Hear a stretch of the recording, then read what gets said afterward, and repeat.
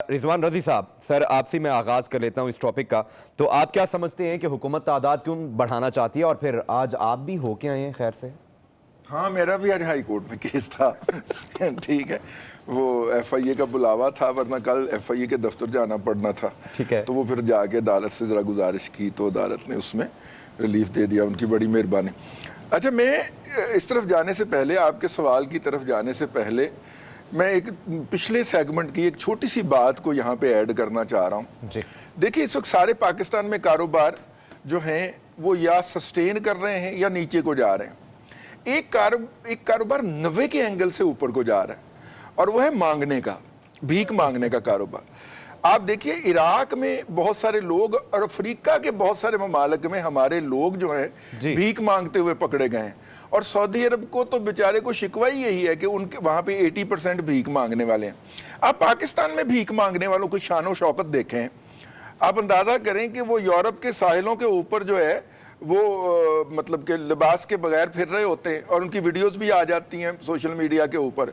और बेसिक कारोबार आप पूछें तो भीख मांगना होता है, चंदा मांगना होता है। तो मेरा ख्याल है कि हमें दौर आ गया है कि ये जो इस नाम के ऊपर हमने एक टैक्स चोरी का सर्टिफिकेट जारी किया हुआ है ना, वो भी बंद किया जाए और इनसे भी पूरा टैक्स लिया जाए। मतलब कम से कम आप सिंबॉलिकली 2-3% ले लें, 6% ले लें, लेकिन लें जरूर। वैसे रजी साहब, अगर मैं सर एक जुमला ऐड करूं तो इनका कला कमा करना बेहतर नहीं है कि भाई इन्हें रोका जाए? जब तक नहीं होता तब तक टैक्स तो लेना उनसे, सर। ठीक है। अच्छा, अब आ जाइए। देखिए, रूजवेल्ट साहब एक अमेरिका के सदर गुजरे। ठीक है। उनके दौर के अंदर उस वक्त अमेरिका के सुप्रीम कोर्ट ने जो है वो एक रुख अख्तियार किया।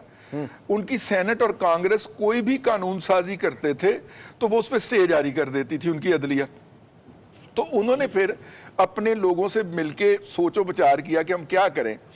तो उन्हें मशवरा ये दिया गया कि अगर इस वक्त पूरे अमेरिका के अंदर सुप्रीम कोर्ट के 12 जज हैं तो आप इनकी तादाद बढ़ा के 30 कर दीजिए, 18 और भर्ती कर दीजिए, तो ये 12 जो स्टे देने वाले हैं ये अकलियत में आ जाएंगे और बाकी 18 भी तो वो काम करेंगे। और उसे वो भर देने का फार्मूला जो है, स्टफिंग फार्मूला कहते हैं। मुझे लगता है कि मौजूदा हुकूमत को भी शायद किसी ने इसी तरह का मशवरा दिया है कि जो मौजूदा इस वक्त जजेस की अक्सरियत है वो जिस तरह सोच रही है वो आपकी सोच से मुताबिकत नहीं रखती। तो इनको न्यूट्रलाइज करने के लिए आप वो वाला फार्मूला कहा जाता है, रूजवेल्ट फार्मूला कहा जाता है।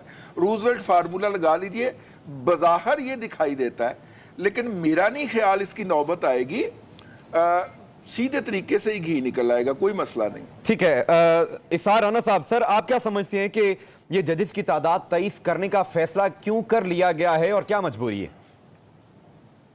ये बताएं आप, मुझे फौरन रजी भाई के बात क्यों लेते साड़ी तुसी क्यों हर बारी सोचता पीड़िया करा, और हर दफा आप मौला जट नूरी को सामने खड़ा करके है।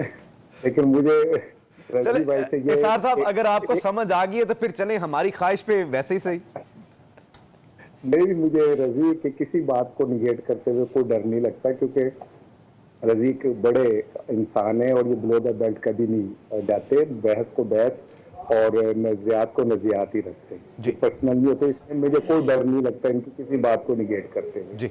देखिए, जहाँ तक ये रूजवेल्ट वाली बात है ना, तो उसके लिए फिर आपको उस तरह का होना भी पड़ता। मुझे नहीं याद पड़ता कि रूजवेल्ट पे कोई 16 अरब रुपए की मनी लॉन्ड्रिंग के फर्द जुर्म भी लग गई थी, और उसी जुडिशरी ने उनको जो है फिर वजीर आजम भी बनवा दिया। तो कभी उस फर्द जुर्म पे कभी केस दोबारा शुरू ही नहीं हो सका, या उसी जुडिशरी में बैठे बैठे आराम से हुदैबिया और बाकी पे जुडिशल कलम का हो गए, ये केस खत्म हो गए, और मियाँ साहब को जैसे जाके कहा कि लो ये आओ वो दे दें, बायोमेट्रिक दे दें, या जिस तरह जो अब बंदर बांट हुई फैसलों की, वो मेरा ख्याल है उस जुडिशरी ने ऐसा नहीं किया होगा।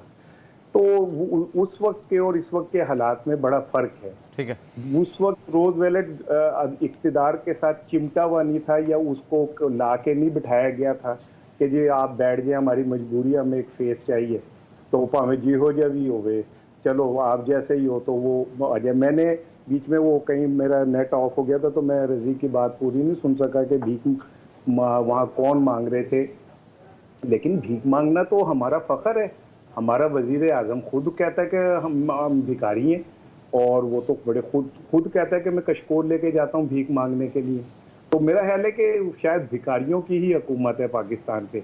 लेकिन अगर ये इस तरह समझें कि हम जुडिशरी को भी जो हमारे खिलाफ बोले हम उसको बिल्कुल बुलडोज कर दें, पाकिस्तान की हिस्ट्री में अभी तक मैं हैरान हूँ, इस पर बात नहीं होती कि एक बनने वाले चीफ जस्टिस ने अचानक इस्तीफा क्यों दिया और उसके बाद वो गायब क्यों हो गया।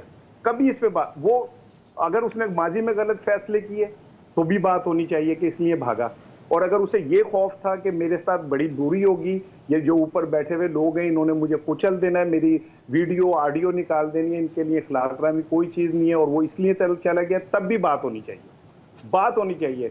और काजी साहब से जो उम्मीदें थी वो पूरी नहीं हो सकी, तो अब नवे जज ले आओ। लेकिन मेरी एक बात याद रखिएगा, ये 200 जज नए भर्ती कर ले, एक अवाम में जो परसेप्शन इनके मुतालिक बन गई ना, वो खत्म नहीं हो सकती। ताकत के सर पे ये असेंबलियों में अपने लिए बिल ले आए, जज फालतू रख के कर लें, आप जो मर्जी कर लें, आप हो सकता है कि स्टे कर जाएं, लेकिन अवाम के दिल से आप उतर चुके हैं। अवाम के दिल में आपकी रत्ती बराबर इज्जत नहीं है, और अगर आप मजीद रोलना चाह रहे हैं तो ਤੁਹਾਡੀ मर्जी है, ਤੁਹਾਡੇ अपने हाथ की जगह। ठीक है सर।